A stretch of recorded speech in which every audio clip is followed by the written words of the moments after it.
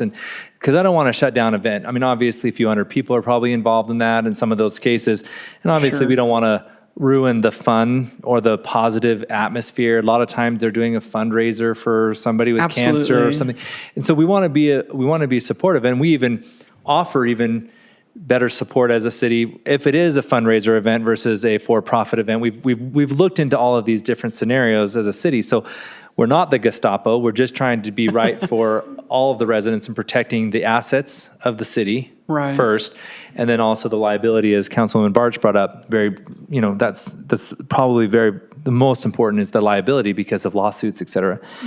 So I would like to see maybe where we can actually then just send them a bill and say, Yeah. here's what your permit, and if they don't pay it, then the next time they come in, they don't get to do it because they Right. have a debt. Just like we turn water off on people when they don't pay their bills, we don't allow other events in our city if you don't pay your bills. Yeah, and I think that's a great consideration as we start kind of coming up with how do we go about this, because my biggest concern is kind of how you presented it, is we don't just want to be shutting everyone down. Matter of fact, we have lead time requirements based on how big the events are that they have to submit, and we have found events that should have a lead time of 60 days, and we've been kind enough, because we're still, a year into this new process, to just push it through and get it done, as long as they're going through the proper process. But reminding them, next year, you need to have X number of lead time. And then, just like the airplane ticket I have to buy for work, I just bought today, was $8,000 because I have to fly to Slovakia, in a week and a half. And Are you guys hiring? Because that sounds Yeah. like a great job. We have to pay a premium. So we can also, when you're bringing this new policy, we can maybe have, if you do have an expedited process, you pay a premium because we are working later hours, or we're Right. asking our staff to go the extra mile. Well, then they can go the extra mile with us. So maybe that's something to look into, because we're doing it anyway, and we probably still will, because we don't want to turn away the girl who has cancer in the neighborhood, and we're going to have 600 people running this race. Right. But at the same time, we just need to make sure that we have everything in place. The police are there. So there's a lot of work that has to be done to block roads, et cetera. So maybe there's some way we can have a premium for expedited process, and then some kind of post fee being charged. And that way people can continue to do and enjoy our parks. I think, Anna, correct me, do we have a late fee associated? Yeah. Yeah, it's $25. So you're thinking something in addition to the late fee? Right, so there's a late fee, for but then there's expediting also it? like a big event that would normally have a 60-day lead time. They're coming in with 10 days to go. Something that could be a little bit, I don't want to use the word punitive, but it encourages Sure. people to be better the next year. $25, sorry, that's Yeah. not punitive to most events of that size. But $75, $100, that catches people's attention and says, next year, we're not going to be late. Yeah, I totally agree. Along with that, sorry if it's okay. You're talking about, charging people. The largest issue that we have is people that they just don't come to us, and they repeatedly don't come to us. So I can do, charge a fee after the fact, but they're not coming to us to begin with multiple times. And so that's where a lot of the cities that I researched when we started this process have just a fine, that if you don't, we'll shut you down and you're paying a fine, as opposed to trying to get fees after. It goes through kind of a police process type thing. And so I don't know, that seems to hold a little bit more weight. I think the fee is sort of the fine. Yeah. A fee is a fine, a fee is a tax, you know what I mean? So really a punitive cost, and then they would have to pay the late fee, they would have to pay all the things because they didn't do the 60 days ahead. But at the same time, I have no problem with if you need to call in the police, we need to build that in as well. Right. Yeah, and I think, what was I going to say? The majority, right, Ann, of these, we're catching them ahead of time. Honestly, we have... Social media is a powerful thing. Right. Well, and everybody's really great of saying, hey, Dave, hey, Ann, were you aware of this? And when we try to catch them ahead of time, and we try to help them through the process and let them decide whether or not they want to continue forward, so that it's not us shutting them down. We're just trying to help guide them through it. So. Okay, Councilman Wilden? Agree with what's been said before, and I'm fine with a progressive fine schedule. If, they pay a late fee one year, they don't pay it, and then they come back the next year and do the same thing, a large fine, and if it's twice, double, triple, or whatever, very progressive for the worst offenders. Okay, that's great. Councilman Podeska? Just one question. So these are proactive approaches. What about when you come across ones that you didn't know about and it's the day of the event, like the event's actually taking place and they've closed down roads? We shut them down. And that's part of where we need the teeth of being able to issue a citation and bring an officer rather than Ann or myself there awkwardly like telling them. And being told I'm anti-fun. Ann is the antithesis of anti-fun, if all those negatives make sense, so. Well, it's not your responsibility. Right. Okay, so when they've actually closed down city roads and you're catching it the day of, Yeah. Sometimes we'll have, like with Salt to Saint, we had our police officers that caught it and contacted us and, said, no, we didn't know anything about that. But like a lot of them, there have been different ones in parks where I've gone down, and majority of the time, people are fairly respectful, but sometimes they're not. And so it just seems like, and I know that there are some times where we have had some that they have pushed it through on a pavilion rental, thinking that they could use that as kind of an excuse, even though we actually denied them. And I just think if we had a fine behind it, that could give a little bit of teeth to that and maybe make them think twice before they decide to try to work their way around the special event process. yeah, because I would kind of think like if it's at a park or pavilion, that sort of item, that's not necessarily necessitating a shutdown. But when it's like, but if it's like, Yeah, if it's it like closing down our depends. roads or things like that, That's what I was gonna get up. Yeah. That's what I was gonna get at is, so we're trying to use a lot of discretion here in favor of the events, in that, most of these are innocent, but it's those few that are obstinate. Yeah. If that makes sense. No, it does. So we really want to cater, because a lot of these are just people that don't know, and they're trying to do something good or something fun in the community. And so we want to be generous in our efforts with them, and we really want to crack down on those who are not. And there have been some innocent ones that we have gone to them and said, no, this is way too big. You need to shut this down, like slip and slide parties in city retention ponds and things like that,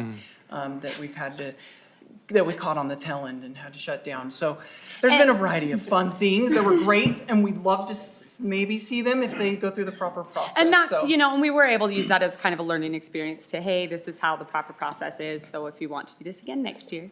But, yeah. Yeah, so. We try to educate whenever possible and try to assist whenever possible, but there is, like he says, that occasion where we do need a little bit more teeth behind it. Mayor, Mark? just one comment on the slip and slide. What people don't realize is when you lay plastic down on a really hot day, it will scorch the sod underneath it, and it takes weeks to recover from it. And so we've got to be very careful. I know it looks like fun, and it sounds like a really cool thing, but it damages the sod because it's just like microwaving, the grass. So we need to be very careful. Soap and water and it has a big puddle. Yeah, it creates And then just there's creates the those problems. liability aspect also. Oh, yeah. Well, and especially when we can, like, if there's gonna be an event like that or similar to it, like, we do our splash bash, we can prep for those sorts of things and coordinate, but there's costs associated with that preparation, so. Yep. Councilman Porter? Yeah, so I like the fact that you're trying to err on the side of the residents doing these things, and I understand a lot of times they just don't know any better. Right, exactly. The slip and slide, full disclosure, was in my neighborhood. My children enjoyed it immensely. Don't worry, we were tracking you. But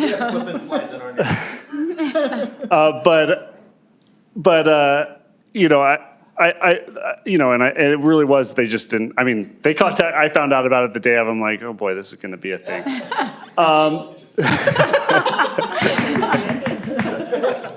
My kids probably would have gone too if they would have heard about it, so. But I like that we're erring on the side of understanding and trying to let people have these community things, because it brings together neighborhoods and people of all stripes.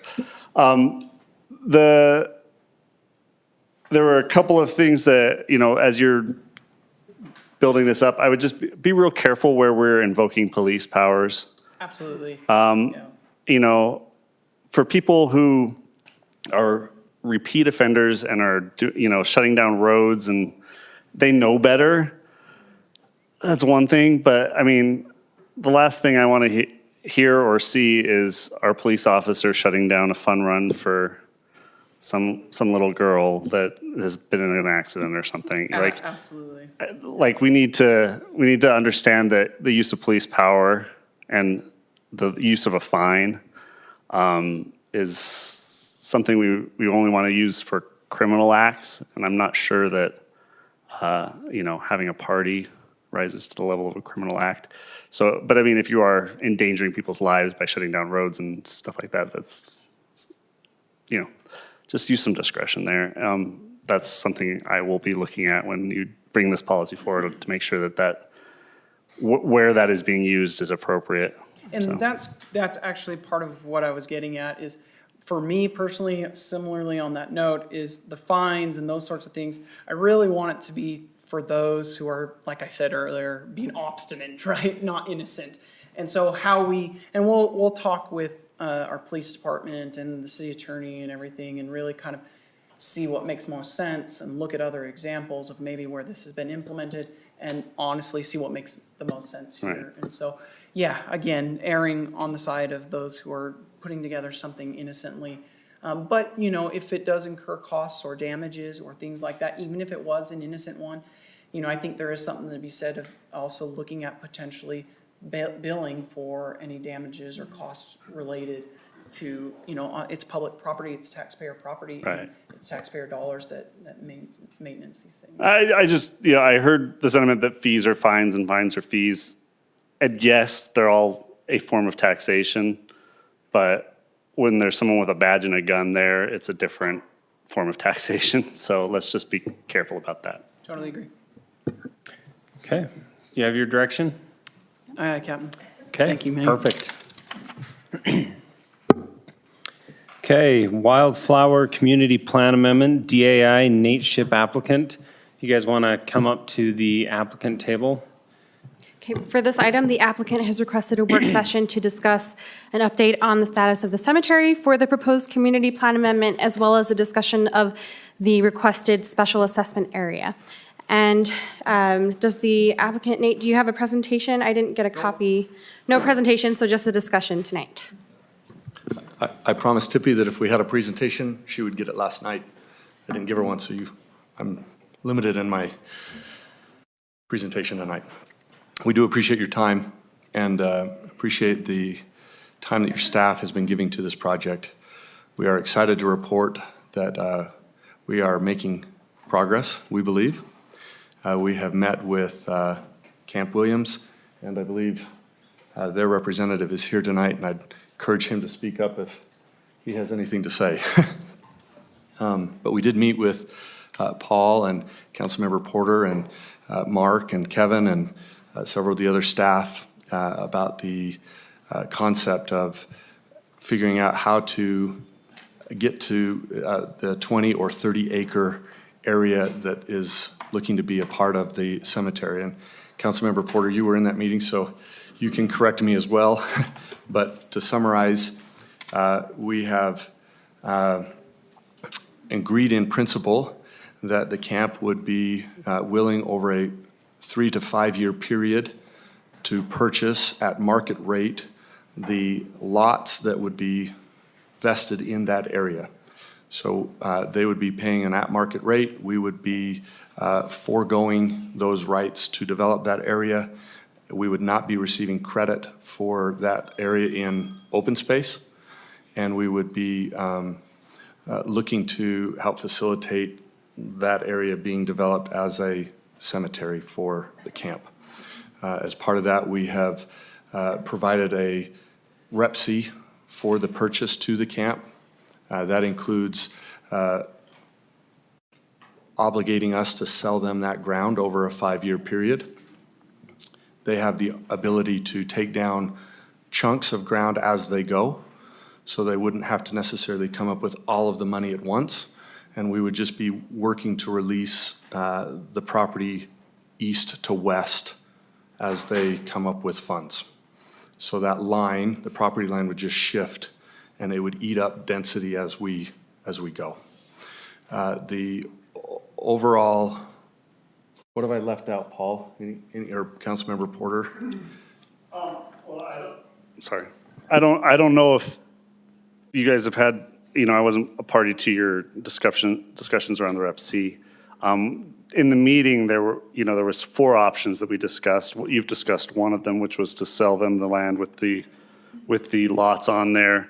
There was also discussion, the 20 acres with the lots on there and 20 acres without the lots on there, anticipating that the city would participate in some manner of shifting those lots into other areas of the property, as well as 30 acres with both of those options. And so, I hear you glad- mentioning yes. one of those 4, but not the other. Glad you brought that up. So, thank you. I don't know what's happened So, in the weeks since.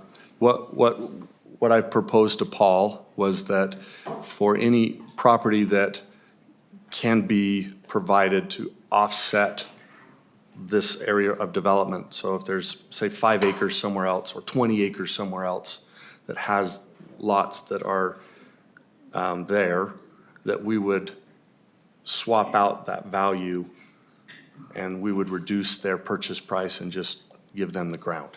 So if it's a value, dollar for dollar deal, then it would be reduced dollar for dollar or acre for acre. Okay. We did have an appraisal that was provided, and I appreciate both staff and Paul pointing out this morning that appraisal was wrong. There were some mathematical errors that were done incorrectly in that, so we are working feverishly with the appraiser to get that resolved. Good news is that, at least for camp anyway, that it will move that appraised value down several $million. So easier pill to swallow on the market rate of what that's worth. That's good to hear. You're fine. Yeah, I go by both. So on the appraisal, are you doing it at like a raw ground, no infrastructure, or are you appraising it that you have infrastructure? Because there is no infrastructure. It's all just wild fields. And if it's a cemetery, you don't have to have sewer points at 40 different lots and culinary water and all that. So what level are you working on the appraisal? Great question. It's an in-between value, so it's a paper lot value. The master infrastructure, we will still need to build, concerned that maybe the camp doesn't perform. If they don't perfect that contract, I'm still going to be in a position where I have to have roads and tanks sized with master infrastructure brought to the property. So in essence, it's a super pad, but it doesn't include the value of any improvements to the physical ground itself. And Mark and I brought up how to offset that today. He actually had some great ideas that we're considering, which is reducing the value even more to offset some of those that we won't have. For instance, we won't need to buy water rights for those lots, and we should reduce the value of that by those costs that we won't have. So just so it's really 3 parties involved. And the reason why we're here is because as one of 5, if it is a super pad and you're getting value more than just raw ground, then for me, any density transfers because of this situation, it would be prorated with that extra value you're getting because of the selling of the land, because it's now not just raw ground. So I'm very particular about any kind of double benefit. And I think you guys agree, but just keep that in mind. So if it's an increased value, one, the camp is having to spend more, so you've got that part of the value. And then the difference between what the camp and what you would be able to be putting a unit on there is what I would be considering in terms of a transfer. So, and I think you knew that, I thought it was important for you to hear me say that. You said it eloquently, a lot better than I would have been able to. So that way it's a clean transaction across the board. Because, for those in the room, they could build homes on there. And that is the full value of that property. And we're working our way down to a super pad and stuff. And so we just have to make sure that as a developer, you're whole, because that's fair. And as a city, we're only paying what we need to pay for. So thank you very much. Paul, do you have a comment?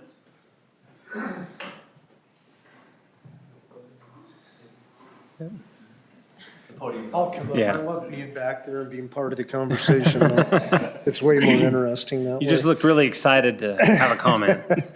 No, I just want to say we had the meeting and we discussed some points, and that Nate has made good on his promise to get the appraisal done and to get an agreement. And so we're still working through some of those details on the agreement and the appraisal. And so as far as we're concerned, we'd like to continue to work with them and work out some of these things. I like all the discussion that everybody's having, because in the end, we're really just cared about continuing our training mission at Camp Williams and not having complaints and all those things that might make us adjust our training mission. And we've been very successful at training soldiers at Camp Williams and bringing them back home alive, and any changes to that could change that. And so that's our goal, and we appreciate everything Nate and his group has done, and the city council as well, so. Okay, thank you. Thanks, Paul. Do you have any? Well, maybe just to continue with that, the other part of, there's kind of a couple other pieces of moving forward. The other part is related to the community plan itself and the changes that are there. Our changes do include 78 acres adjacent to Camp Williams remaining as open space that aren't currently zoned as open space. So I think that's a positive for everybody in the room. You've had a chance to go through that a couple of times. Are there other pieces of this plan? I kind of throw that as a general statement out there, but I do want to make sure we're addressing if there are other big concerns out there that we need to be working on. I will mention that there the you go, Planning Michael. Commission moved the plan forward. We saw that. Last meeting, and so it's on its way to you guys. Yeah, the planning commission did their job, right? Because it meets the requirements, our code, right? So that's, as a recommending body, I think that they did a great job, and I appreciate the comments that they made. So one of the things, I mean, around the development is the infrastructure. I think we need to have that conversation a little bit today so we can continue that path going forward in terms of your tanks and different things and how you're wanting the city to participate in those efforts. So if we can have that conversation. You saw the stack of papers at my feet. I had the wonderful opportunity to print up a copy of all of your capital facility plans, all of your IFFP plans, and all of my system plans today as I overlaid them one on top of another to work through a lot of those questions. And I think we are actually very close as far as the infrastructure is concerned. I met last night with Gordon, and we went through a lot of the, each of the individual components. So the secondary water system, the culinary water system, the sewer system, the storm drain system, the road transportation system, and the parks system. We didn't talk a lot about parks, but those are the components that we're looking at. And I believe that your current capital facility plans encompass, for the most part, exactly what we have designed. There are some changes, and I can get into the weeds on this, but I don't think that would benefit all of us. That's not the purpose. We just have, yeah. There are some changes that we need to still work through with your staff. For instance, I'll give you an example. Your capital facility plan in 2014 for storm drainage showed a pipe that left our property and went all the way down to the river. Since then, we have worked out with the canal an ability to drain that stormwater into the canal. So that's no longer necessary. It's not on your plan any longer. You removed that. We'll work with your staff. I'm sure it was just an oversight, but the facilities draining into the canal were left off of your capital facility plan. So it's things like that that we will work through with them, and I think we can, I don't think there's, as I've reviewed the plans, any blaring major discrepancies. It's just a function of getting those together. We'll also need to work with them in making sure that we're all on the same page as to costing. That's a moving target for everybody in the room, and we're not looking to do anything outside of state code where we're not trying to make money on putting in infrastructure and vice versa. We're not we looking aren't to either. pay impact fees against more than what we're installing, so. Yeah, and so I mean, I appreciate you working with staff, because that's the key. I mean, because they're professionals, we have engineers for a reason, we have, our department heads for a reason. We've hired them because they can help us in making those decisions. But one of my biggest things is I don't have a problem working with developers and helping to get infrastructure in. We've done it with other developers in the past. We've had a great success with it, paying back early, different things. So I'm open to that because, it's going to be an amazing development. The cemetery is key for me to make extra efforts around this. I think you know that. I think you know the council is willing to make adjustments to your entitlements because there's a added benefit that's very much needed in the city and for the camp.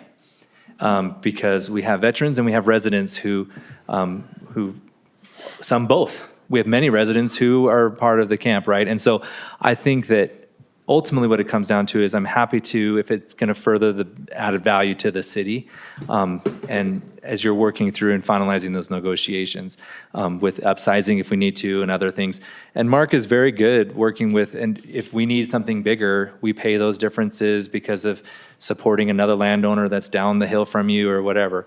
So continue to work down those paths, and I'm happy to have those conversations because, like I said, we've had a lot of success in the past, helping developers get moving, but then being able to pay those things back. So some direction on that, and there's a couple pieces, but, and I appreciate those comments.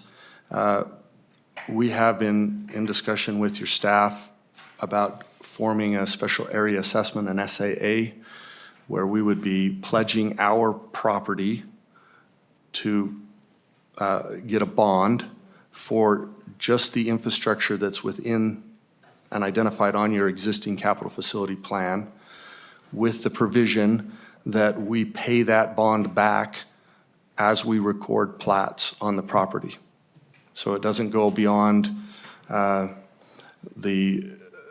the plat itself. It won't go to future lot owners. It stays with us as the developer. We're at risk with our land. So it's not this new municipal districts that they're looking at. This is purely Like what we do with Edge. Yeah, and I'm very much willing to look into that. I know Mark has given us a little heads up that you are looking into that.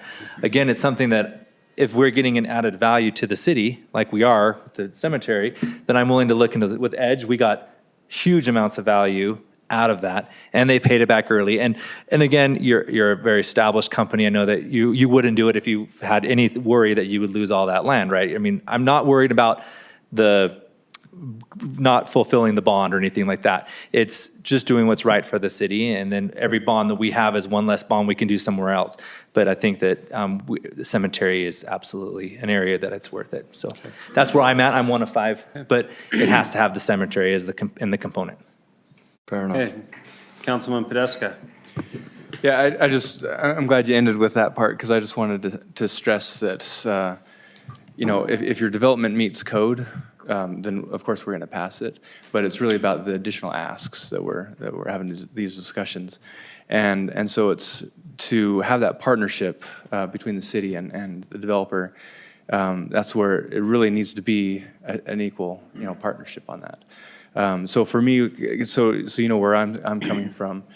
The cemetery is crucial to that agreement. It's Kemp Williams is very integral part to not only the state but to our area, and also the expansion of their cemetery is crucial as well.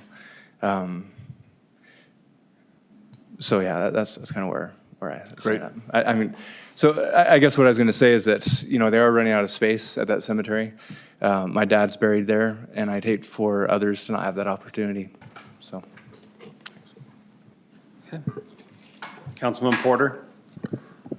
Yeah, I think my thoughts echo along with what's kind of already been said, is that I'm willing to explore an SAA. In the case of Edge, they were providing infrastructure that served a large part of our city, as well as, a lot of parks and stuff like that as well. But, that added benefit to the city was why we participated. And so I need to, in order for us to take on, I realize you're taking on the liability with your land being up, but it does limit our ability to go out for any other type of borrowing. And so that would, in order for us to take that on that small amount of risk or relatively small amount of risk, we do have to, there needs to be something in return.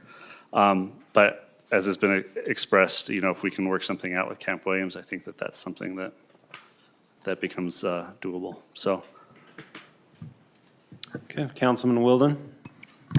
I'm also good with the SAA, not SID. It's slightly different, whatever, acronyms. Comfortable with it as long as you're working with Camp Williams. Sounds like we're moving down the right path, and I'm not going to belabor this anymore, so. Okay. Councilwoman Barch? Likewise, as far as moving down the path with Camp Williams, I'm grateful to see that happening. That was our original requirement, is that for us to even consider the change to the community plan or the planned community zone, that you get that worked out, that we get that cemetery worked out. So seeing that happening, that's great. After that, talking about an SAA, we would look at it just like we did with other developments. Is it going to give the rest of the city some kind of a benefit that would make sense for us to do that? So that's it. Councilman Porter again? Sorry. I remembered something that Councilman McComber said, and I had forgotten to make comment on it when I was talking. That was kind of he talked about how, if you're getting paid above the land value, that gets baked into his calculations. And that was part of the reason why we asked for the appraisal of just the straight dirt value of the land, as opposed to within, because that allows us to do that calculation of saying, well, this is what the land is just the dirt costs with nothing. This is what Camp's, so this is what we need to make up. Nate, from what you said, the appraisal is a paper lot appraisal. Yeah, we haven't, we've given the land value We wouldn't know zero. what the dirt value is. So what I think we would tell you is the land without the lots is a zero value. I mean, if we're not able to put lots there, then we would, if we're able to put lots, I'll say it differently. If we're able to put lots somewhere else, then we would contribute that ground, just like we're contributing the 78 acres of open space adjacent to camp for zero value. Does that make sense, Councilmember Porter? Does that answer your question? It does, and it doesn't. I understand what you're saying. I'm just saying that when we're doing the calculation of, if you put houses there, you're gonna get, I'm just gonna throw out a random number, $10 million. I know that's not the right number, but. That's great, sold. You would love it. We'll say 10. And if the dirt value is 5 and Camp's paying 7.5, then we know that 2.5 gap is what we need to help accommodate to make you whole, okay? If you don't give us that, if we don't know what the ceiling or the floor is, then we don't know what the delta is. So that's where I'm. Okay, I'm happy to explore it further. Work with staff. We'll work with staff to try and figure out the right answer. They know what I meant. Mark, you have a copy of the appraisal, right? No. No? I was gonna send it to him when I realized there was an issue with it, and rather than, Because the We might wanna appraiser send out- breaks it down, dirt, the value of your improvements thus far, which would be papered lots. right now, he's broken it down as a paper lot value. So he's just said, he didn't really appraise the underlying dirt, he just appraised the 64 lots that are in that 20 acres. But I can have him look at it from a dirt value standpoint. I mean, That was appraisers all- do that, that's so. when we're having follow-on conversations, I think. Yeah, we can do that. And the reason that's an important conversation is, and I've talked with Nate about this, but there is a potential, land situation that we could look at that may fall into that category, and we want to preserve that option as we move forward. Perfect. that's a great segue into the other parts of our MDA, which I know Kevin and Bruce met on this afternoon. We seem to be working through all of those issues, but if you take those underlying issues, which we're close on but not quite there, the impact fee, capital facility plan analysis, which we're working on but not quite there, the red line changes, which are very, very close to being done and crossed off for the community plan itself. We're getting really, really close to, I think, having the whole package ready for you. I'm not sure without some miracles that we would be ready for the December 3rd meeting. There's just a little bit to do between now and then. So my big ask tonight is if you would be willing to hold one more session before the end of the year.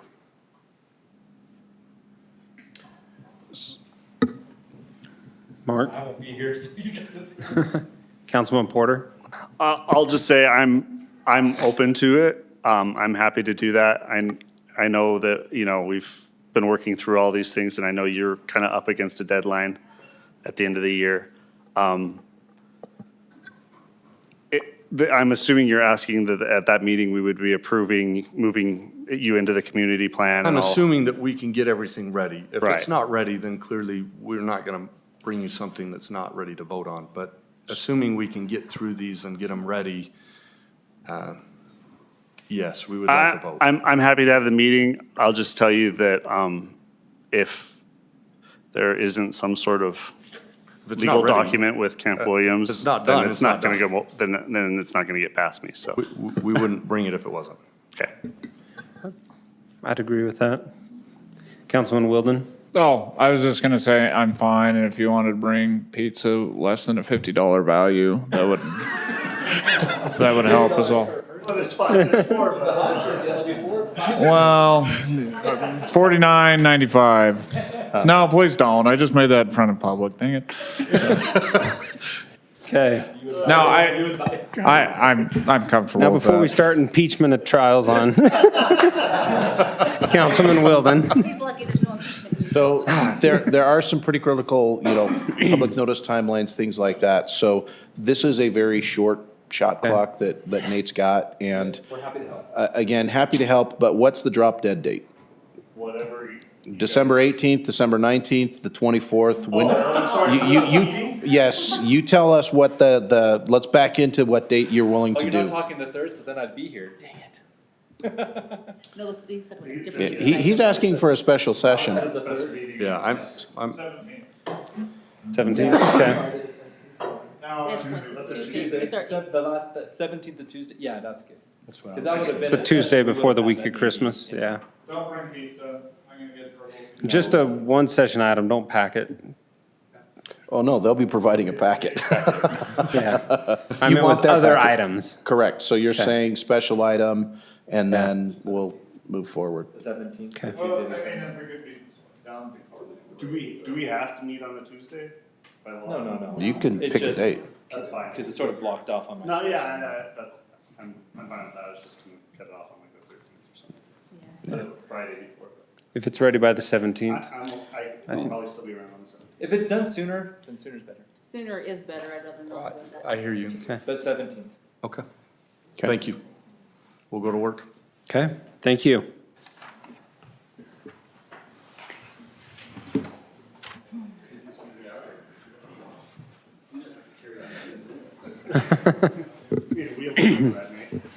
You're not saving the trees. You know what? I think Shelley's gonna be first in line to impeach me. Okay, so next on our agenda tonight is the Recreation Center, public-private partnership. I know over the last many years here in Saratoga Springs, that's been a hot topic, either for or against it. As far as a city, me personally, I know many of the council, that's not the city's business or core business. It's not something we should be in as far as a business for that. Most cities aren't good at it, and it requires taxation for stuff people aren't using. And so we've been trying to find a way that we can meet the residents' request and a way that we don't have to go into something a city shouldn't be in the business of running for 10, 12 years. And Dave approached me about a month and a half ago, and wanted to present something along this lines of a public-private partnership that might be able to work for the residents here in Saratoga Springs. Well, first of all, I'd like to congratulate Councilman Paduska and Porter for your reelection. That's pretty fantastic. And Shelley, we're going to miss you. Chris Karn, where are you? Excellent. Congratulations. Some of you may recognize me from our involvement in the past. Was the CEO of Fat Cats, helped to bring that into the community. I was seated next to a Boy Scout working on his citizenship in the community merit badge. And as we are talking about Sports and Fitness Center, I think he's probably going to start taking notes. The rest of the session didn't make much sense. So it's great to be here. All right. So we've had a couple of preliminary meetings with some of you in the room. Spent a lot of time with Mark initially to understand the scope of your project, of your development. We've met with the mayor and Owen and a couple others, Mark and our, what's his name? Heston, there, different name, Heston, to go over some of the needs and the thoughts that you had as a group as to, is there a benefit of working together? And number one, Heston pointed out there is quite a need for court space and for field space in the community. This would certainly help to facilitate that. There's recent changes that have taken place in the government of note that we discussed. There's some things that happened in Colorado Springs that have brought concerns to city governments that perhaps dress standards and other related items may be better served by the private community enforcing those standards rather than the public community. Obviously, a huge consideration is tax bonding to the citizens. Could we save a lot of money by bypassing that and funding that on our own? Creating a recreation and fitness solutions that's scalable. We'd start out with phase one and scale that into other additions later on in conjunction with the city. Another item of consideration was providing solutions to businesses in the community. Most businesses have health-related incentives for their employees, and they need a place to go. In order to fulfill those incentives, this would certainly help facilitate that. And lastly, there's a huge consideration that we have that sports programs have morphed incorrectly, that they cater to the superstars and the elite.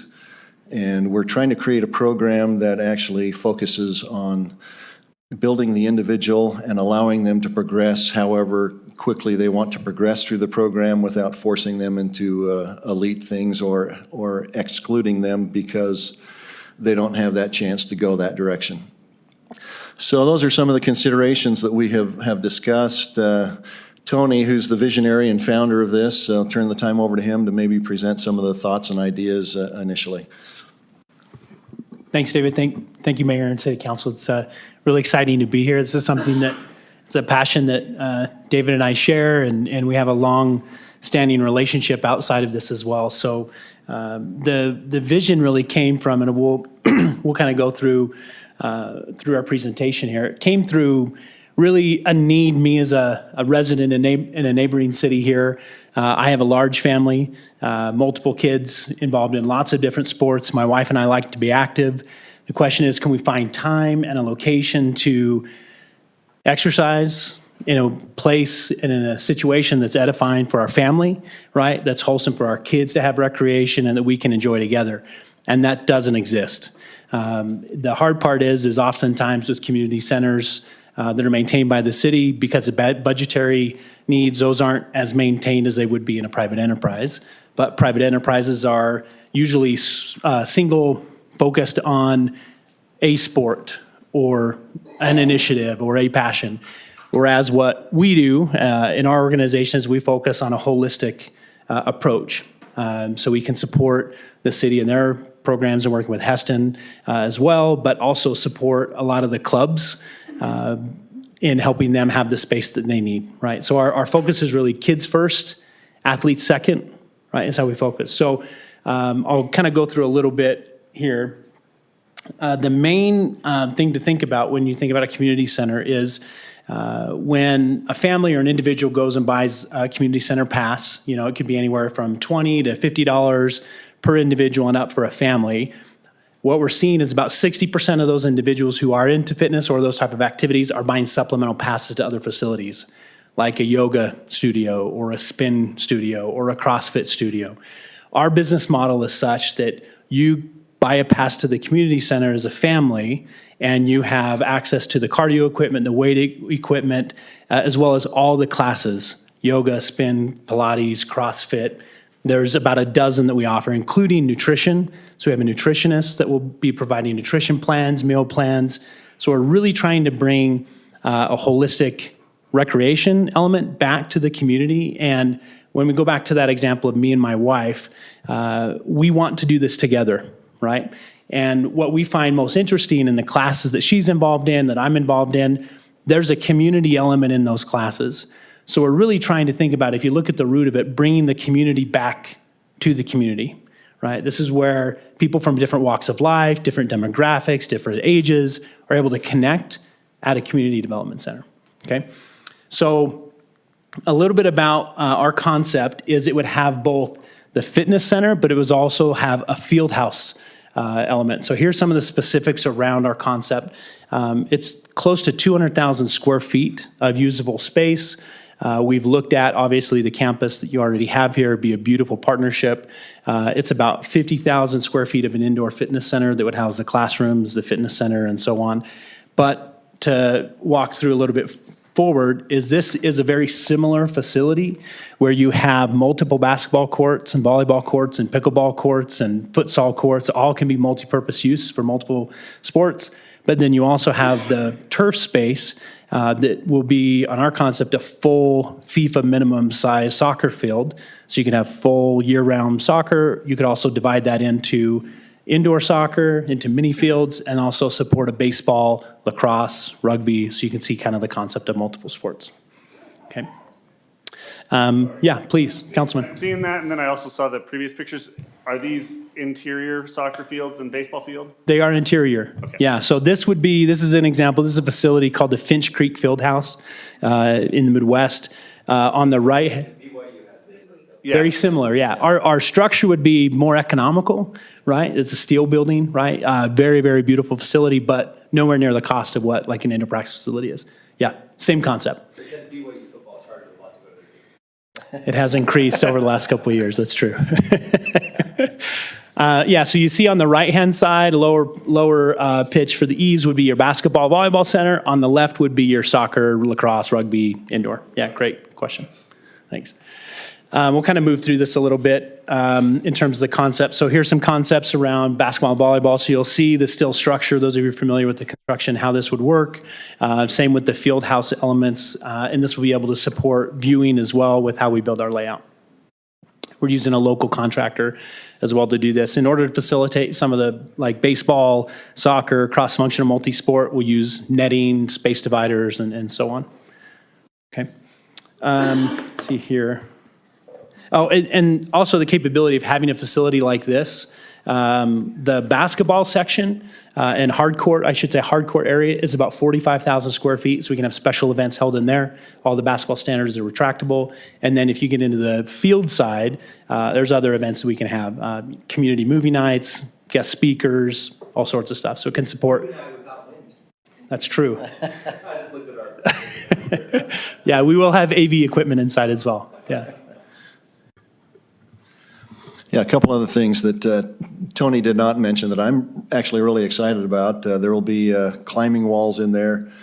We will have a full-service kitchen to where we can cater different events in there, as well as do some healthy types of menus and juice bars. And so it's going to be a full-service area for the whole family to enjoy.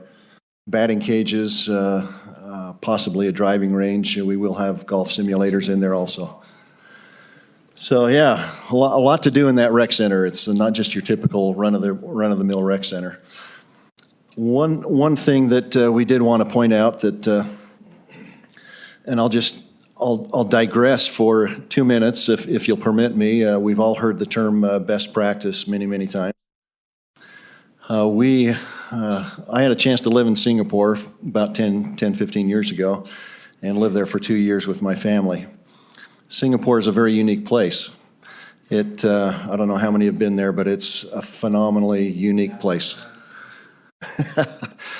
It was really a third world country until 1965. And since 1965, I'm just going to hit a couple of different highlights because a man who had a vision, similar to a mayor and a city council who had a vision, took over the country after the lease ran out with Great Britain. They took over the country and decided, what are we going to do to build this country? And in their decision-making process, they said, we're going to go to every country of the world that has the best of this or the best of that, whether it's a subway system, an infrastructure, doesn't matter, an economy, a way of governing the society. They picked the best of the best, and in 50 years, here's some of the results. Number one, most competitive country in the world. Singapore is first worldwide for the ease of doing business. Their GDP is number 3 out of 185 countries. Their human development, and that is keeping the citizens employed, developing through a career path, is number 9 out of 187 countries. Number 1 busiest seaport in the world. Per capita income went from $500 in 1965 to $55,000 per capita. The highest home ownership of any country in the world. 90% of their people own homes. Education, number 1. Child safety, number 1 out of 175 countries. Technology, first of 139 countries in network readiness and network technology, speed of the internet. Retirement, 25% of all of their wages go into a retirement account. 15% is paid by the employer, 10% by the government. They have no homeless. That's what Vision can do. And I know that's what Vision is doing for you as a city council in developing this city. And we have adopted best practice for our rec center. BEST for us is an acronym. It's the acronym that talks about build, edify, strengthen, and train. And so 69%, as I mentioned, 69% of kids who join sports drop out after a couple of years. That's a travesty. And if we use sports as a tool to build, edify, strengthen, and train, which is our best practice, we should be able to retain these kids and teach them the life lessons that sports and fitness is really able to teach. So anybody can build a building, but not everybody can envision what this building needs to do for our youth and for the community. So that's us. I know you've got questions. This is conceptual right here, but there's a lot of questions that will follow this. We want to keep this more at a higher level. I know there's entitlements we had talked about at a later level that may have to do with some swaps of some sort, and we fully intend to build out the structure. It's an expensive build. It'll take $13 to $15 million to build out a structure like that.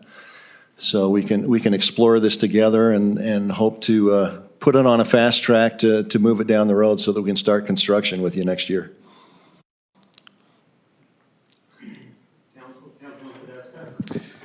Yeah, no, this is kind of the discussions we want to have to look at all the different opportunities. I guess some of the questions I have is before you said the price, I was guessing around 15 million on the building. For my occupation, I work at Clubview Sports, and so we do use sports for volleyball and basketball. And facilities are the number one kind of money suck, if you want to put it that. It really just draws the money, the expenses and so forth of the building. And so when I'm looking at a $15 million building, you're looking at about a $90,000 a month expense. And so right here you have roughly 4 courts, basketball and volleyball, 2 soccer, and 1 baseball. So that's 7 kind of areas that you have to monetize on. So one of the biggest concerns I have with rec centers is, one, with the city. If the city does it, that's why they're always subsidizing, is because the space isn't being utilized efficiently to pay off the expenses. So going into a private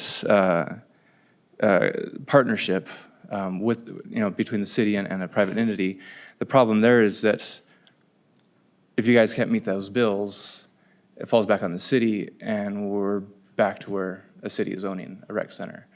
So the toughest things there that we're experiencing in our business is we have 12 courts, and with 1 facility that was a $6 million building, and that's even tough. I mean, the reason why clubs around the state are closing down is because the facilities are the most expensive.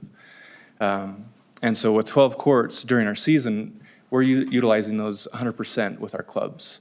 We can't rent out to anybody else. And those are being utilized from 3:30 to 10:30 at night. We're entering into a co-op with North Salt Lake for the pickleball courts, with our basketball courts, to utilize pickleball, because they do that in the morning times.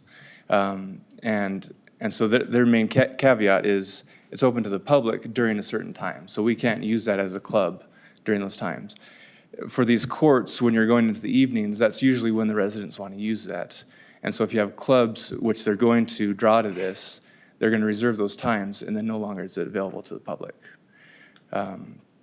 So those are some of the challenges that we're going to have future discussions about. You brought up a good point on the 69% of kids dropping out after the second year. Majority of that is because they're not advancing. A lot of the sports they enter into is they just go and they have fun, but the fun wears off after a little bit when their skills aren't developing further.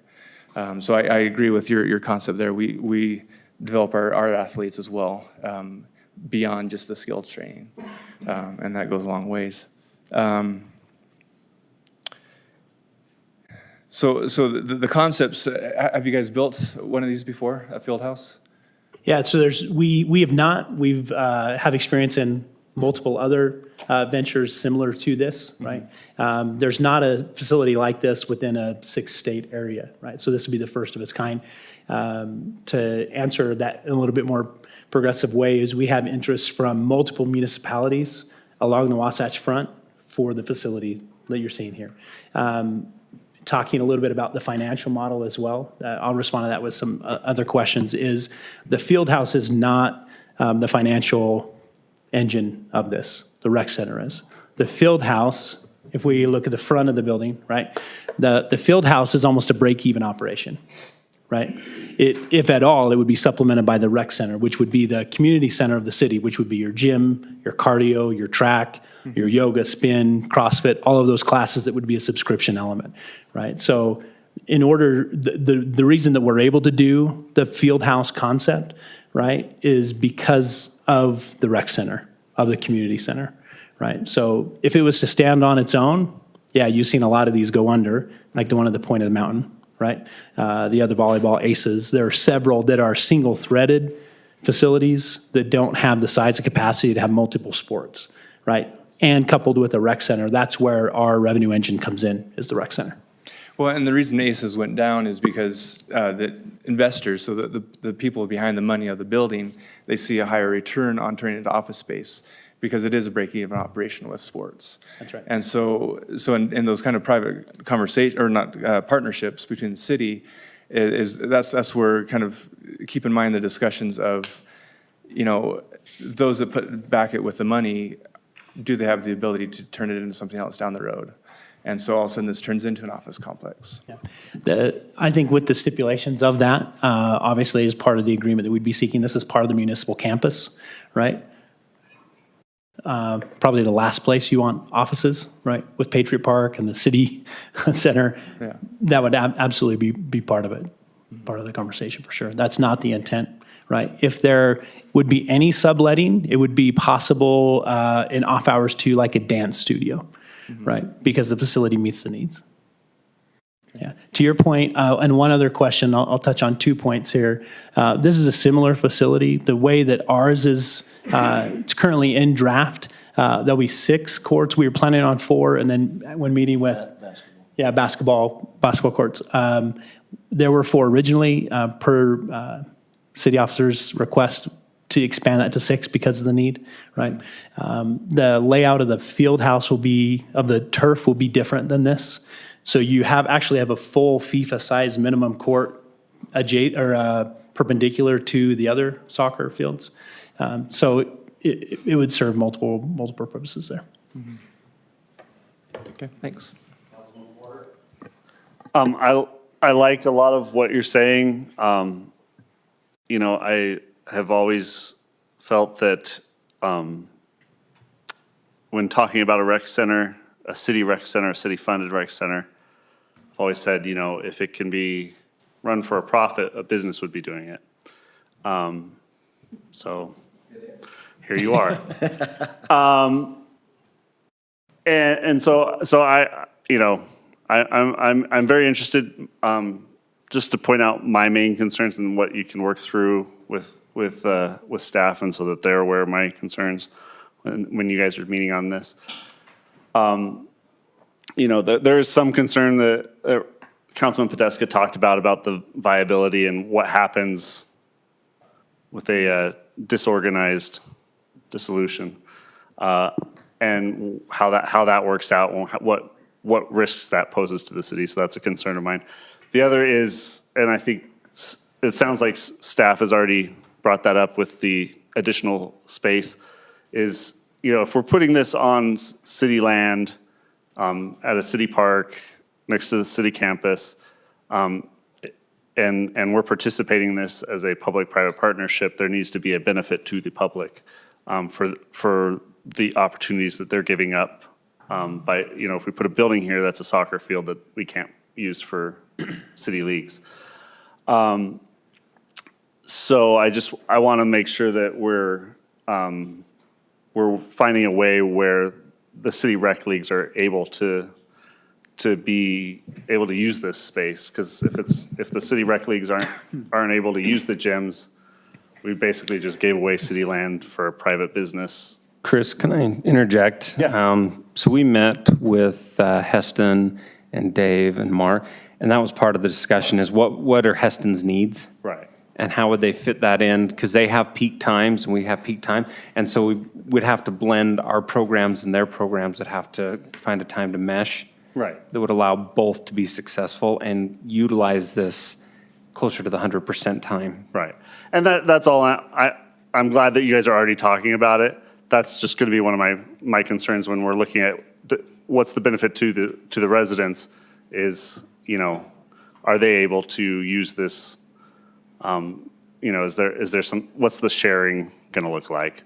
And to your point and to the mayor's point, you've got a customer that's not going away, that's looking to rent out some of your space for 40 years, 50 years, 60 years, So it's a benefit to you to have that kind of stability. Yeah. So, however, to add to that though, like one of the thoughts is that, when you're looking at this viability of the financial part of it, is that, yes, we have a city that would be a longtime customer, but we're not as high paying as the private sector is. And so when you have clubs coming in saying like, well, hey, we'll double our fees if we just need court space, we're bleeding. And so if the building is suffering financially, as business owners, you're going to be looking at like, well, we need to keep this afloat. And so we're going to have to take on clubs and not the city. I think that would be addressed in whatever contract we sign. Yeah. Yeah. Right. So again, I sort of joked quickly with the mayor. I mean, before we even ran for office, we were talking about public-private co-op on this. Because one of the first things you hear when you knock on a door, when you're talking to residents is, we want a rec center. But then you're like, well, how are you going to pay for it? No one wants to pay for it. Everyone wants the benefit. I think that I love the concept of the field house aspect because you also have more of a year-round opportunity where starting tomorrow, it's 34 degrees. So we've been a little spoiled these last few weeks, right? We had some 60 weather, but it gets really cold. How many, I mean, you perked my interest because I have Annalisa here. How many movie nights have we had to cancel because of wind over the last 10 years? Half, 4, 5? And so having something like this, well, we've had some where we lost the screen almost. It was like blowing away. But having other opportunities to do some fun things, from a community involvement.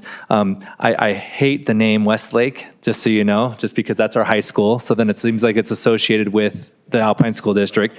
But we can naming is a whole nother thing. We can figure out a name that's going to appeal to people from all over. I'm going to steal Stevens because we were sort of whispering a little bit, which I apologize. But, we were saying how contracts, that's what really contracts are for, to work out the details, the balancing, the volumes of when people are coming and when people are using it.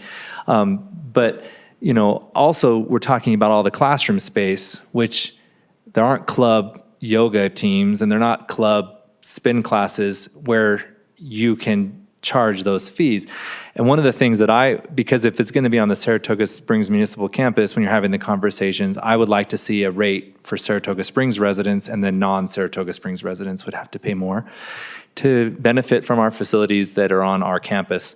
Have no problem allowing other people to use it, just like I've used Lehigh's, and I've had to pay more than the people of Lehigh, because it's that's the way it should be. And so the campus part, you talk about its scalability and the ability to expand. Are you talking that the field house, if you needed to widen it, you could, or are you talking like the building structure can get bigger, or what were you referring to when you said it's expandable? Yeah, good question. In terms of population, with all the projections for Saratoga and Eagle Mountain, we see us putting another fitness center on the west side. So we're talking about expanding with another facility as population demand. So could be, or it could just be the indoor fitness center and basketball courts, right? So it really depends on the demand of the citizens and the need. There's a demand on the east side of the valley, as you would imagine. Right, northeast, there's nothing there, right? And there's an extreme instance. So it would just be depending on demand and growth. And I think we talked about Eagle Mountain's projections are 250,000 people in the next 15 to 18 years. So yeah, there'd probably be demand. Those are pretty aggressive numbers they for are, them. Yeah. But that's Eagle Mountain. They love to do that. That's okay. Sure. Eagle Mountain's really aggressive. We're always really conservative, but it's okay. And on another note, the naming, that's fine. No, yeah. We know that we're going to pull from Saratoga, Eagle, West Lehigh, Bluffdale. There'll be a lot of population coming from multiple cities. Yeah. So, obviously, because it's part of our municipal campus, it would need to brand with the city and be supportive. But I understand that putting the word regional or something, if it was like the Saratoga Springs Regional Rec Center, that makes people feel like it's a larger area, just because it is on that campus and it's the heart. We've really spent a lot of money already in creating a great neighbor potentially to this co-op here, this partnership. So for me, I think that it's absolutely the right direction. I've always wanted a private-public co-op. I think that we need to get the details. That's where Heston and the staff get together with you to figure out the details to make sure that it is fair to our residents. At the same time, honestly, I don't see this passing. We saw one fail and then a school bond fail, which is really rare. So there isn't an appetite in communities to bond and do. So really, this will be exciting. This is the future, really, because you're here, but Santaquin's probably looking because their bond failed. So because they were looking at doing a rec center and their bond failed too. So, but as you look to grow in the south end and on the west and east sides as well. But for me, the classroom space, I will just say, don't be shy there on the smaller building below. Just ask Vasa how they did by putting in the building they put into Saratoga Springs. They underestimated the demand. We're a younger population as a whole. The demographics are younger. We're inactive, a lot of recreation, a lot of running, bicyclists. You can see it's not typical of this region. And Vasa lost 20% of their clientele. People canceled memberships because they couldn't get space anywhere. So my only, we warned them too. We told Vasa, so that would be my only thing is what you can afford, obviously, as you're doing this, but, and really the location as part of this co-op, we've worked really hard to make sure that there's parking in the area, that there's enough room for parking and a nice big, that facility that's on the drawing is as big as West Valley. That is the West Valley footprint. And that's an enormous facility. So when you look on our map there, that big brown thing, that's the size of the West Valley Rec Center. It's one of the largest in the state. They have all the pools and things. Another thing I appreciate that you're not trying to put indoor pools because as you can see, we're looking at some other opportunities for the water and our unique geographic area where we're close to the lake and we have a hot springs and stuff. So those of you in the audience who maybe aren't familiar, the blue thing on the side is not a small version of Utah Lake. That's like a hot spring, the Saratoga Springs hot springs, at Saratoga Hot Springs, similar to like a lava hot springs, because we have a hot springs on the lake that we can pump the water in and do something along those lines. So that's something that we're considering for the water recreation in the area. And so again, I appreciate the thinking. I'm happy to continue the conversation. And me being one of 5, I think that we really, to do what's right for the residents, we have to figure out a way to make this work. And grateful that you thought of Saratoga Springs as one of your first. And hopefully our experience with Fat Cats is what made sort of a positive experience with that to help you think that Saratoga Springs might be a good place to try something else new. So thank you very much. Can I just add to that last comment? I've worked with a lot of different communities, and Saratoga Springs by far, and I'm not just saying this to get political points with you, you were the most joyful group to work with. And I use that term with a smile on my face because you know this process can strip a lot of joy out of your life. So absolutely a joy to work with all of you. It was fun to bring Fat Cats in, and we look forward to bringing this facility in likewise. So just a few comments. Obviously, like the others, very excited to have the possibility of doing this and having a private company come in and manage that and run that. That's like Councilman McComber said, that's something we've been talking about forever because we know that cities are incredibly inefficient and we just can't do this kind of thing. That being said, I know that there are a lot of residents out there that have also been screaming for a pool. To some extent, that will be placated by doing the Springs concept. Some, it won't be. Alpine School District thinks we should build a pool for them to use for their swim teams. We've had that conversation several times, and yeah. But you just can't ever. We have what is called Utah Lake. Yeah, but you just can't. And as you well know, and you're not doing that, you just can't make money with those pools, and they always. What was it? The money suck? Is that what you said? Yeah. Okay, that's the term of the day. Perfect. Yes. Yeah. So but I look forward to seeing the concepts and the some of the contracts that might come through and how that would be a good partnership. Obviously, at this point, conceptually, phenomenal idea, and then it all comes down to the details after that. So there's not a. I mean, I'd love to get into the weeds and ask, what about this and what about that and everything else? Because you love that. I know. But then again, that's at this point, we can't really do that because we're still so conceptual at this point. So overall, I think it's a great idea. Lots and lots of details to work out, obviously. I think it's an interesting concept, and we do need to look and see how this will benefit the residents, especially like Councilman McComber and the others have said, it's, being on the city property, and that would be, 5 to 7 acres and potentially more, where then we wouldn't have the ability to do other fields and things like that. So just as we look through it, we'll see how that goes, but good concepts. Thank you. Thanks. Councilman Wilden? I agree, the concept looks phenomenal, and we've talked about potential rec centers for, what, 6 years plus, or 12 years, whatever. Long time.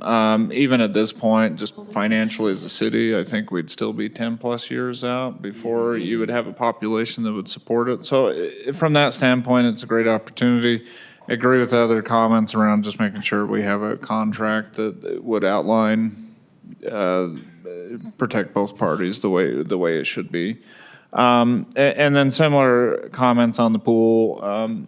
I know they're not super cost effective, but I just wonder, looking at the building, some of the city buildings that we've done, we've made it so that if we added something later, we could easily adjoin, well, relatively easily, you know, it's not like Lego blocks or anything, but you know, attach that type of unit. So if that's something that, I'm just throwing that out there, if that's something you guys decide to do, or the city 5-10 years down the road decide to do, there would be space there that could be adjoined to it. Maybe that'd make things too messy, but I think that would be something worth considering, like a module type of attachment. That's a good idea, at least look at it.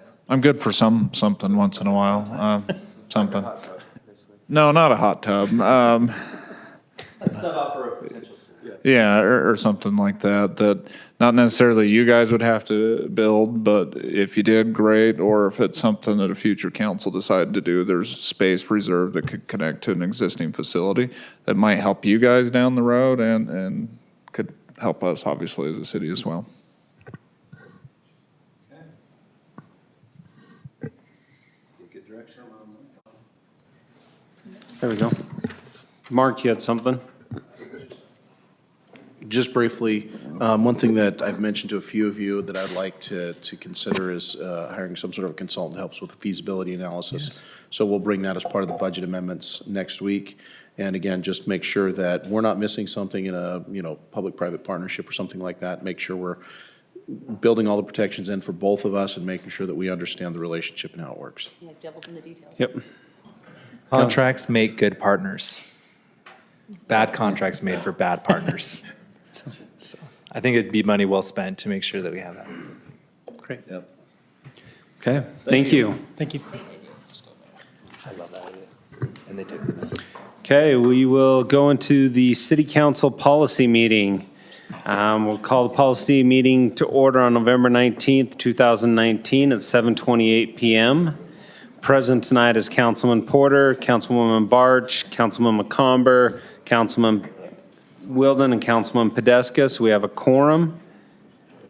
I've asked Councilman Porter to give us our invocation and Councilwoman Barch to lead us in our pledge. I'll pay for stuff. I love that idea.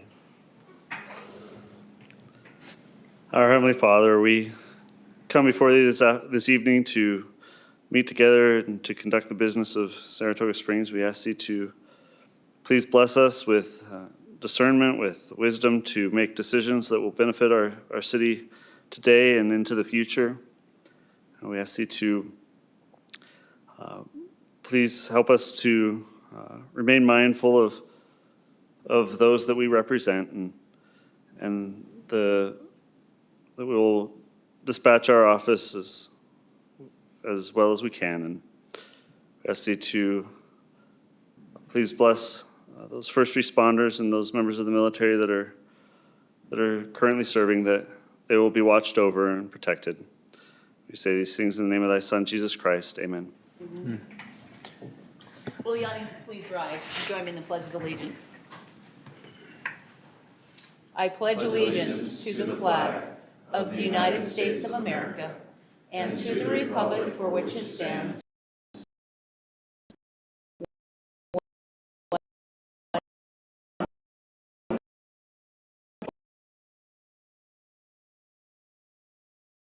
on a couple of proposals for some clarification on primarily office warehouse, with an effort to making it more straightforward to develop commercial space that is needed in Saratoga Springs to provide small businesses and others an opportunity to kind of base their place to work kind of between the concept plan and the community plan, kind of blend those together. So it was meant to have a little bit of flexibility, and as we've worked through it and with the changes in your staff, there's been some different interpretations.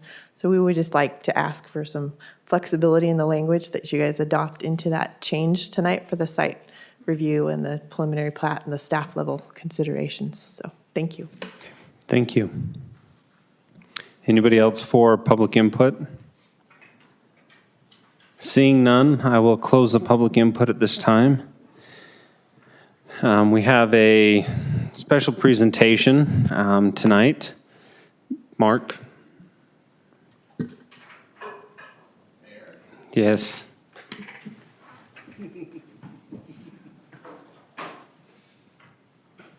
were planning on doing this next meeting, but since Mike will be out of town, we bumped this portion of it. Thank you. You better stand up. Are we gonna, We gotta make this Okay. officially awarded. should we come down in front so you can get us? Yeah, let's get a picture. I don't think that meets the city street, naming convention. Yeah, I know, right? It would fail, so. It's lacking Shelley's way. I actually pushed to have it be called Shelley's Way. Well, you'd have to wait, or no way. Okay. Okay.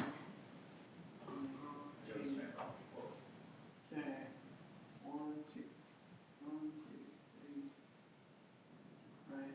Now we just gotta get Shelley close up, right? Well, then I wanna get one without the sign too. So, yeah, so let me do that. No sign. Yeah, with no sign, just for a second, just all of us, and then. All right. 1, 2, 3. All right, now we just need Shelley's Way. 8 years.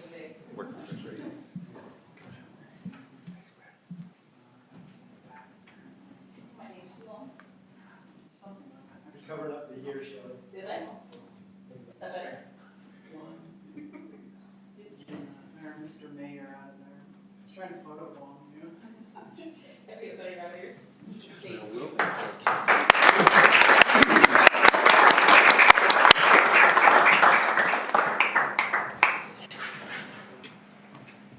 Amazing. 8 years. A lot of time. Seen a lot of changes in the city in 8 years. Huge changes, massive changes. Should I hang it around my neck, like my bling? Just walk in the city like that. Thank you very Okay, much. thank you. Thank you for your service.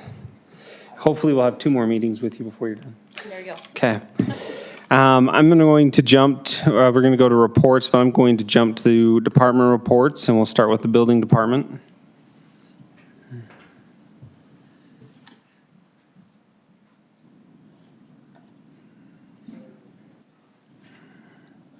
Mayor and council, as always, thanks for the time. You allot for us to come in and give you our reports. As we can see by the chart that we always start out with, the trend continues to escalate. We're continuing to keep moving forward. A lot of work continuing to go on. Permits issued. We're ahead of the pace that we've been for the last few years. If we stay on course, we'll end up at about 1190, 1195, somewhere in there. We very well could. November and December sometimes have a tendency to slow down a little bit, so we'll probably still come in about the same place we've been for the last 3 years. As far as inspections, we're continuing to keep up with the work that we've got. Guys are staying busy. They're being real efficient with their time and the way that they're doing things. Just really got a good staff and really proud of the way that they conduct their inspections and represent the city. It's a bit higher. But over last year, if you looking at where we were last year, we're about an inspection a month per inspector higher. Or maybe it was 10 inspections a month per inspector. So that's a half of inspection a day for each guy more. So it's a little bit, and it does add up, but they're still doing really good, staying on top of things. So got good contractors that know what we're expecting, and they work well together. Everybody's working as a good organized group.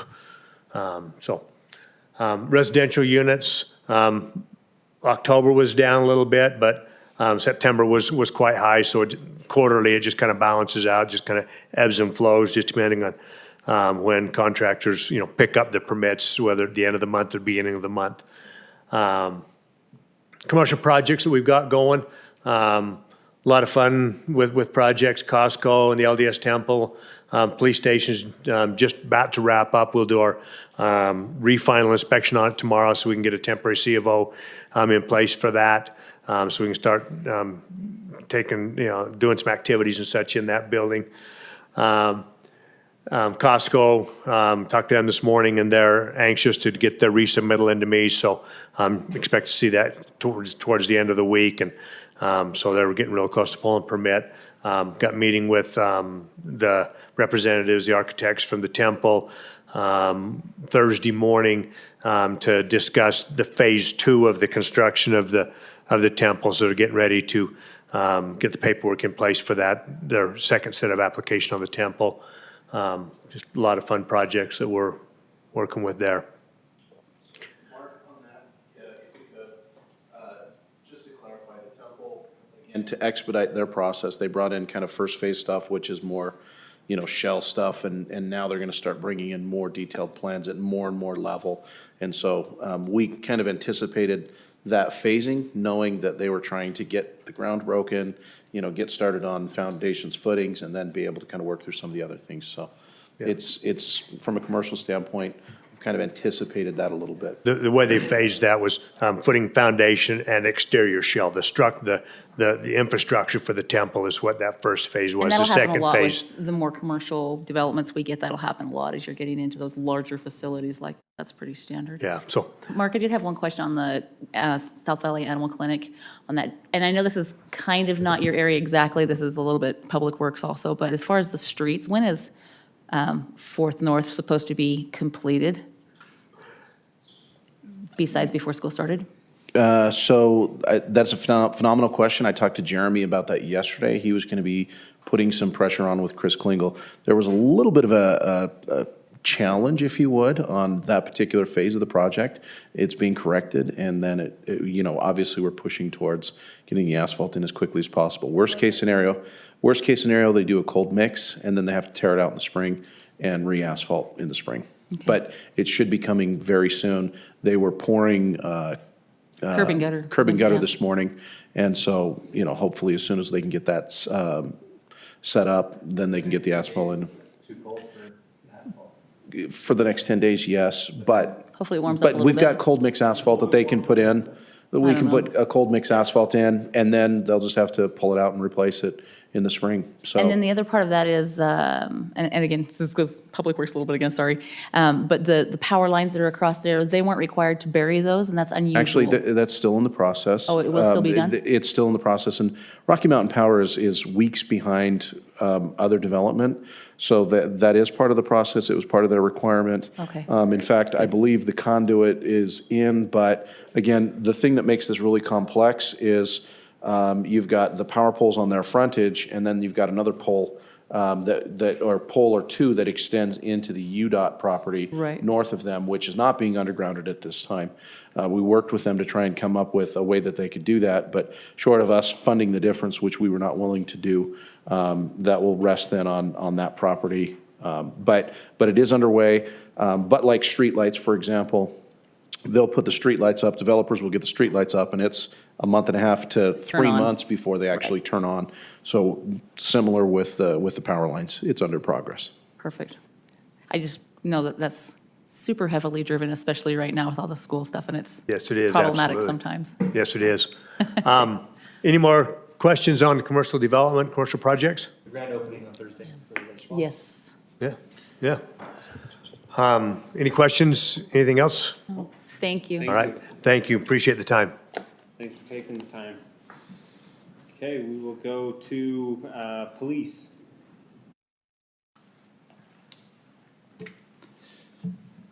Mayor and council, always a pleasure to be with you. We were wondering about the fact there was no mention of the shooting range in the basement of the rec center.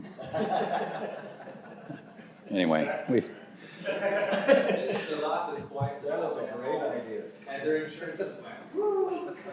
We do like to see any recreation amenities or facilities as it does engage our youth, and that's always a good thing from our perspective.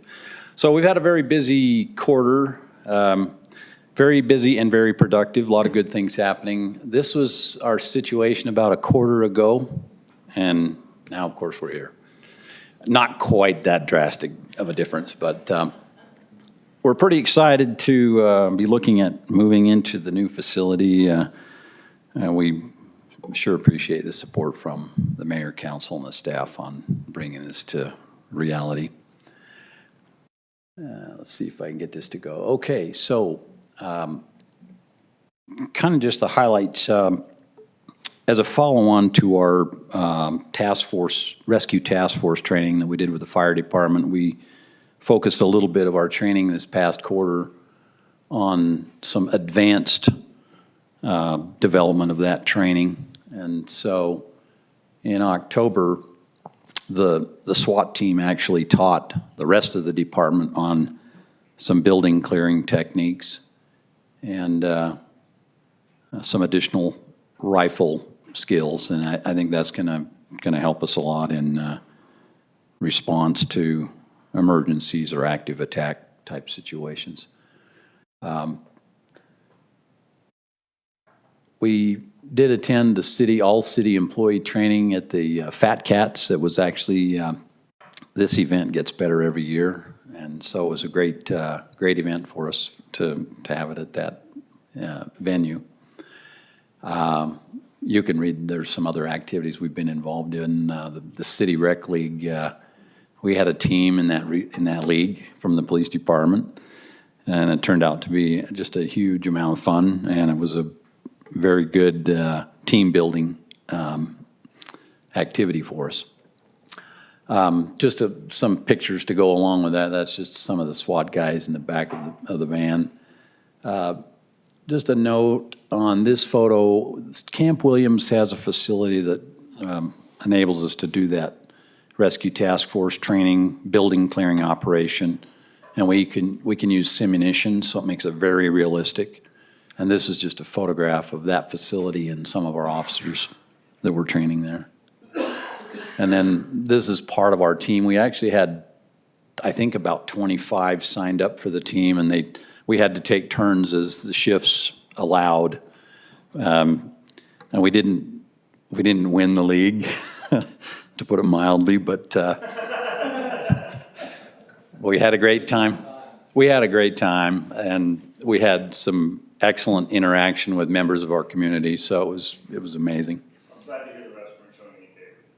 No, and they did worry.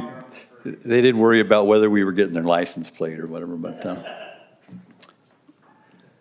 not a lot of change to this slide from when you saw it the last time, and so we haven't had really any changes in the predictions of where we're at this year. But I'll let you know that in January when we have the retreat, I'll give you the details on the types of calls we're responding to.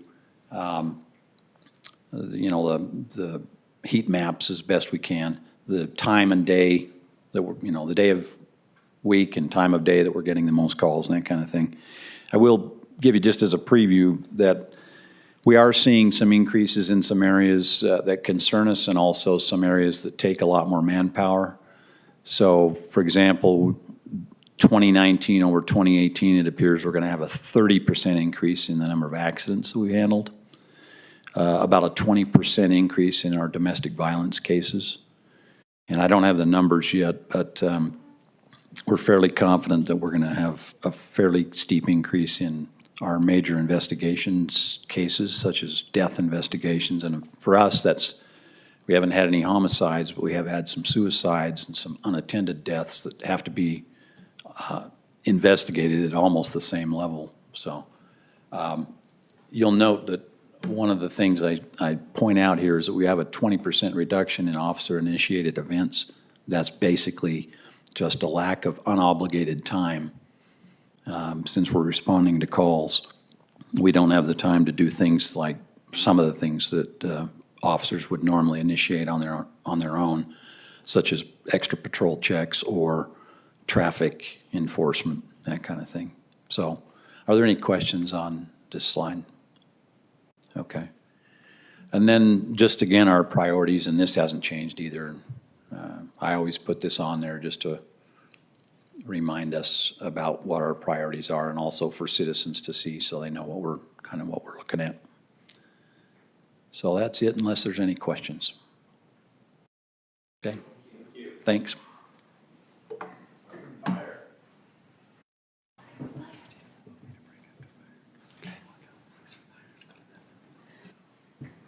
The clicker, are you advancing them?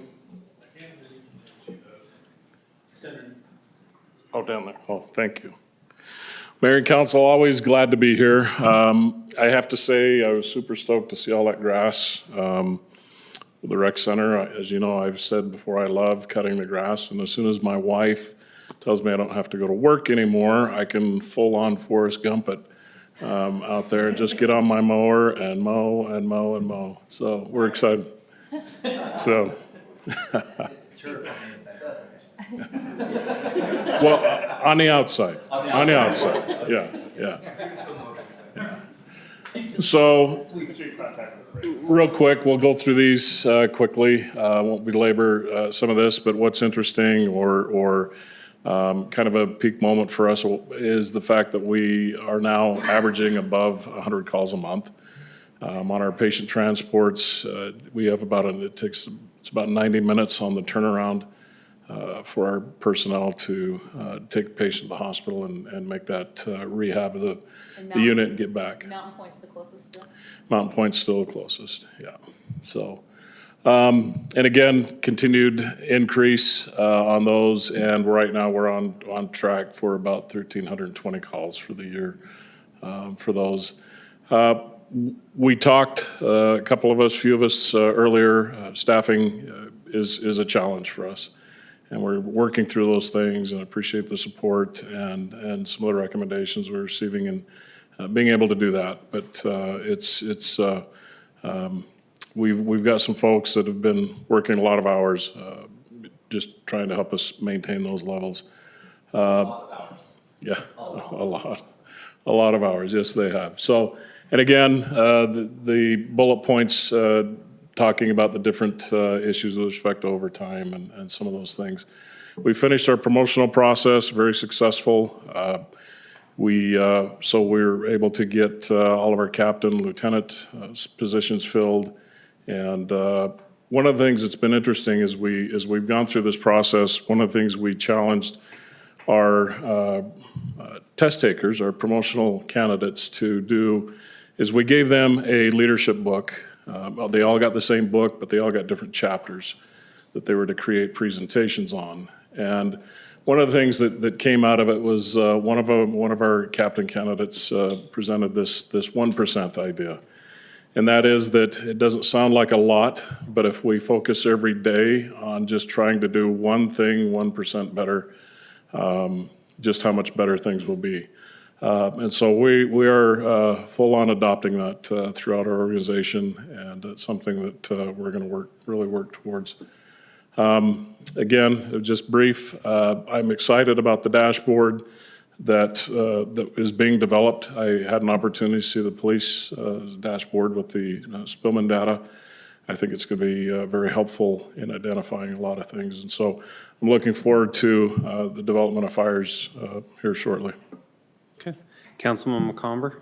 Just real quickly, I mean, the timing is good, but Councilwoman Barch and I had an opportunity to participate in your review today, and just would, in the public, I know that, the council as a whole, we appreciate all that you do, and, we just did that review and appreciate your service to the city, and thank you very much. Thank you.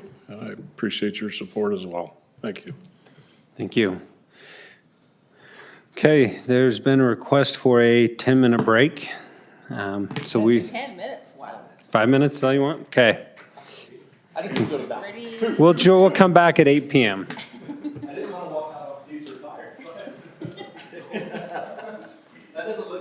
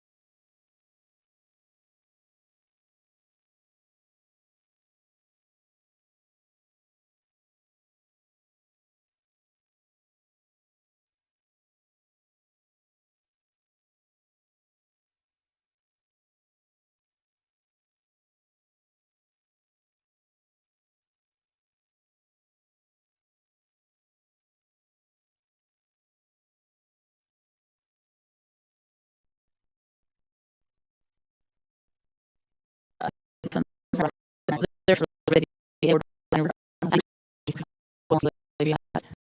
mean, I get it. It's going to be good to finally, hopefully, get some of the other cities next to us on board.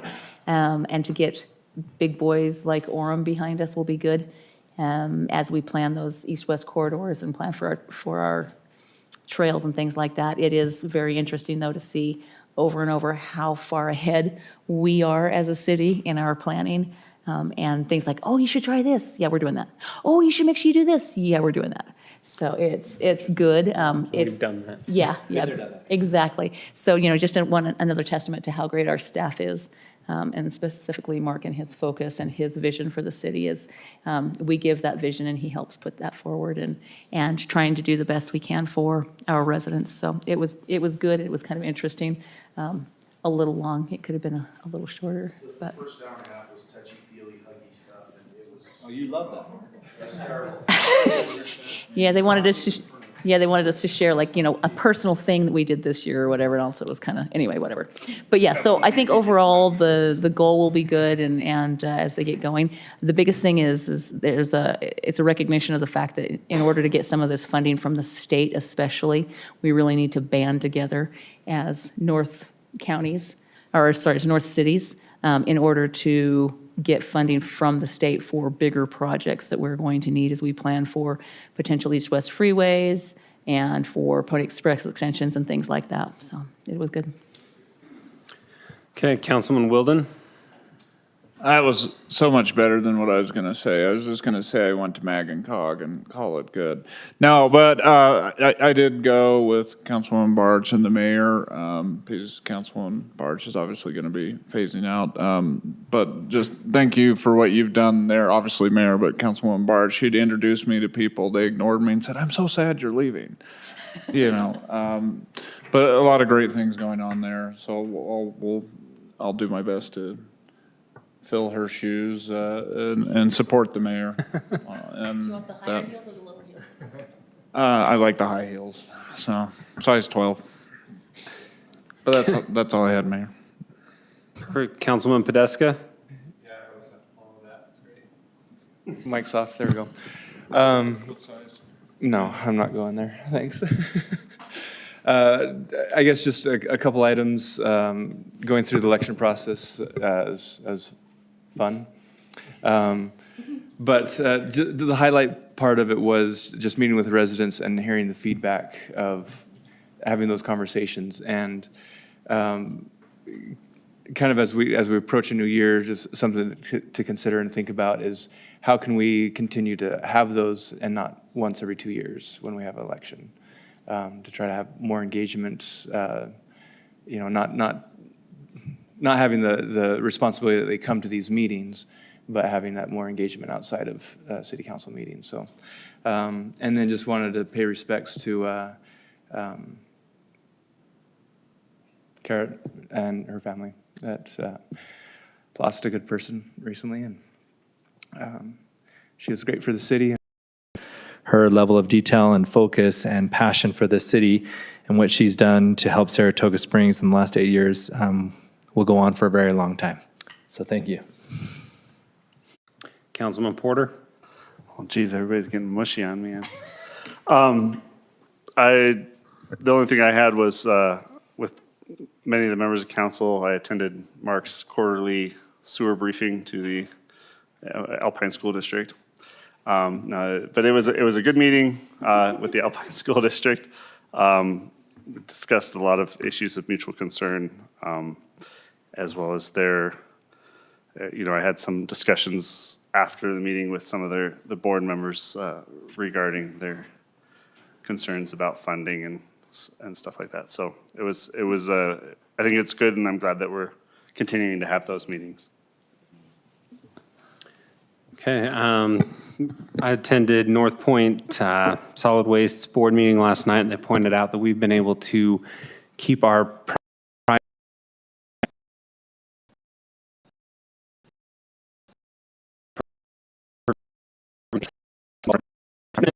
I've seen one permit. Do they do it?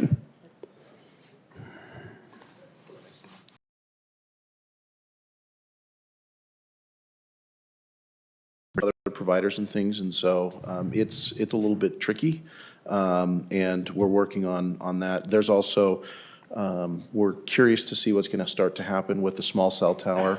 We haven't seen any applications on that yet, but there's certainly, provisions for that in our code that we've already made. So I think that, there is definitely the challenges of cell coverage. We have a provider that's currently talking with us that would like multiple sites across the city. We're going to have some conversations about,